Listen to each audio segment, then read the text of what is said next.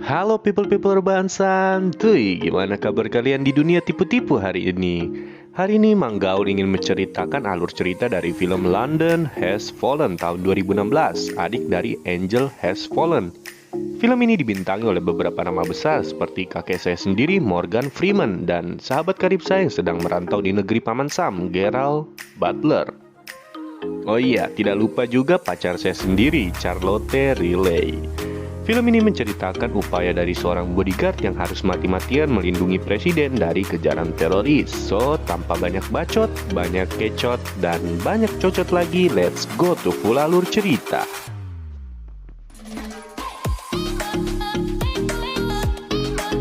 Di awal scene kita diperlihatkan oleh seorang mafia penjahat kelas kakap yang bernama Barkawi.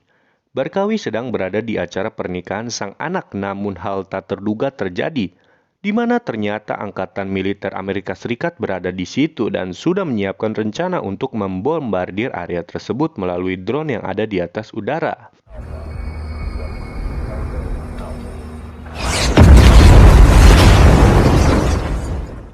Kemudian scene beralih di 2 tahun kemudian, di mana kita diperkenalkan oleh Mike Benning, di mana Mike adalah seorang pengawal utama atau satu-satunya yang dipercaya oleh angkatan militer untuk mengawal presiden.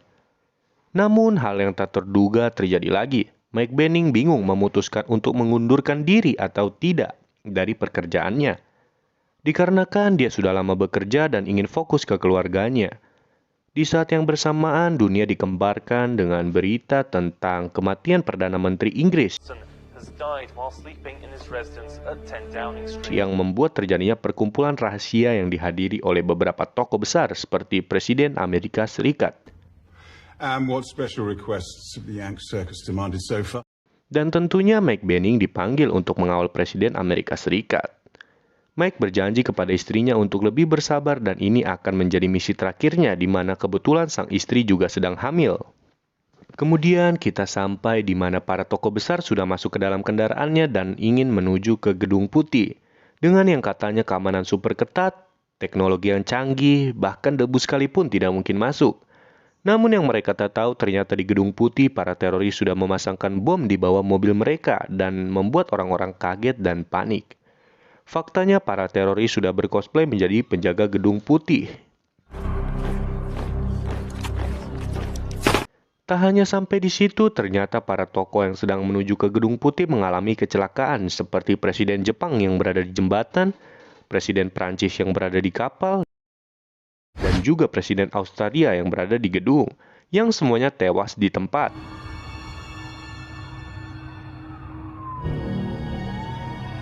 Usut punya usut, terjadi lagi hal yang tak terduga di mana dalang di balik penyerangan itu adalah Barkawi. Barkawi selamat dari insiden bom waktu itu bersama dengan anaknya. Mereka berdua melakukan penyerangan itu dilandaskan oleh rasa dendam yang amat tinggi, di mana sang anak kebetulan jago komputer dan bisa meretas seluruh kota London. Di satu sisi perkenalkan, ini adalah Alan Trumbull, di mana ia adalah seorang juru bicara sekaligus penasihat dari presiden. Mereka yang berada di dalam ruangan itu sedang menunggu konfirmasi keselamatan presiden. Tapi untungnya mereka mendapatkan informasi baik bahwa Mikey dan presiden berhasil naik ke helikopter. Akhirnya mereka pun lega dan senang.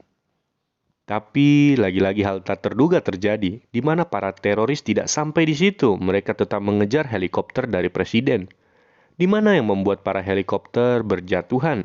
Sampai pada akhirnya helikopter dari presiden pun juga ikut terjatuh.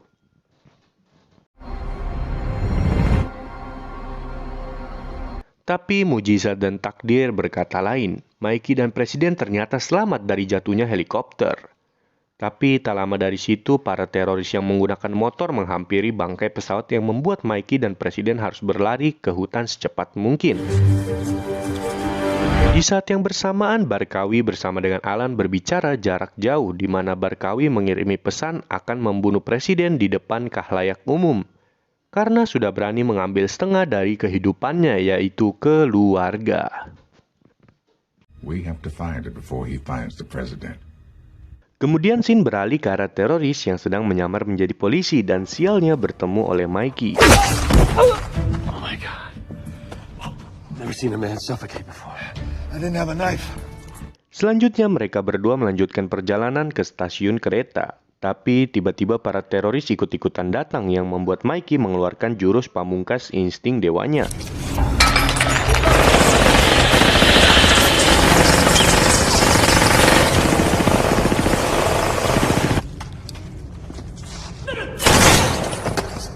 Singkat cerita, Mikey menemukan anak bungsu dari Barkawi di mana dia membawa sebuah walkie-talkie yang membuat Mikey menyiksa dan mendengarkan suara jeritan dari adiknya. Supaya tidak macam-macam dengan Mikey dan Presiden.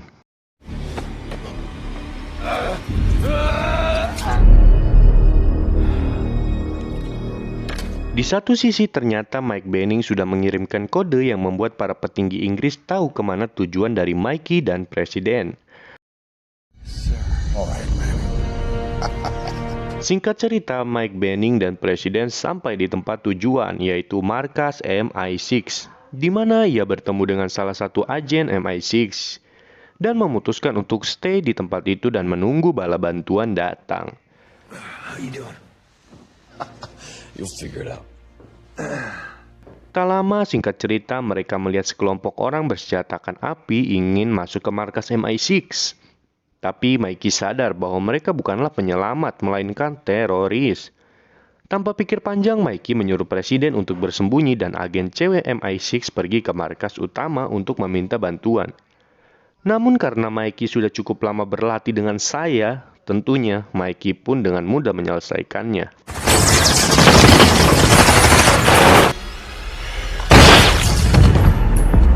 Setelah itu, mereka pun langsung bergegas pergi dari tempat itu karena merasa sudah tidak aman menggunakan mobil.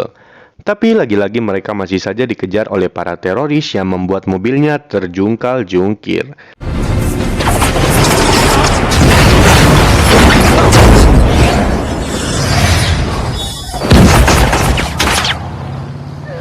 Tiba-tiba pasukan penyelamat datang, namun itu sangat terlambat karena Presiden sudah dibawa menghadap ke Barkawi.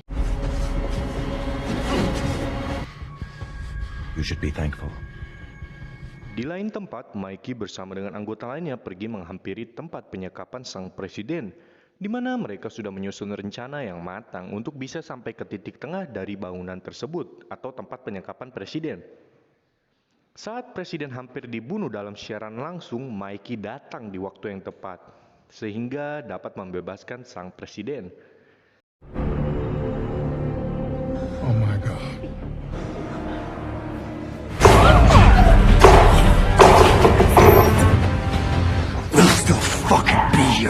Namun Mikey meminta untuk menembakkan sebuah bom ke arah gedung mereka karena banyaknya orang yang mengejar mereka. Dan mujizatnya Mikey dan Presiden bisa selamat dari ledakan itu. Blow it!